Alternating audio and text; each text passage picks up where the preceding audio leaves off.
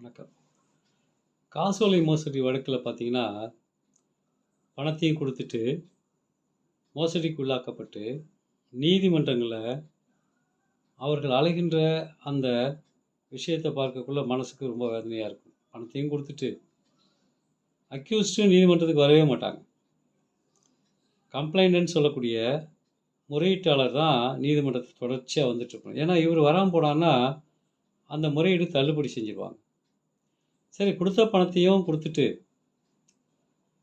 அலைஞ்சிட்டு இருக்குமே, அந்த செலவினங்கள்லாம் ஈடுகட்டுறதுக்கு ஏதாவது செய்ய முடியுமான்னு பார்த்தா, அதுக்கு தான் மாற்றுமுறை ஆவண சட்டத்துல பிரிவு 143 கேப்பிட்டல் ஏ மற்றும் 148 இந்த 2 பிரிவுகள் கொண்டு வந்திருக்காங்க.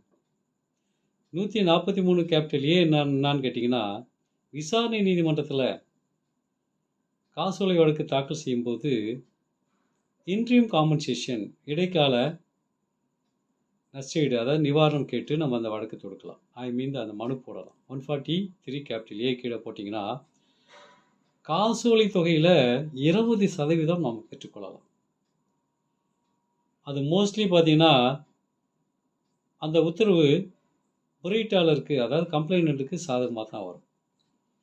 சப்போஸ் இதை நம்ம கேட்க மறந்துட்டோம் அப்படின்னு கேட்டிங்கன்னா, அப்பீல் போகக்குள்ள அந்த நடைமுறையை 148 நெகோசியேஷன் இன்ஸ்ட்ருமெண்ட் ஆக்ட் கீழே இன்ட்ரீம் காம்பன்சேஷன் கேட்டு மனு தாக்கல் செய்யலாம்.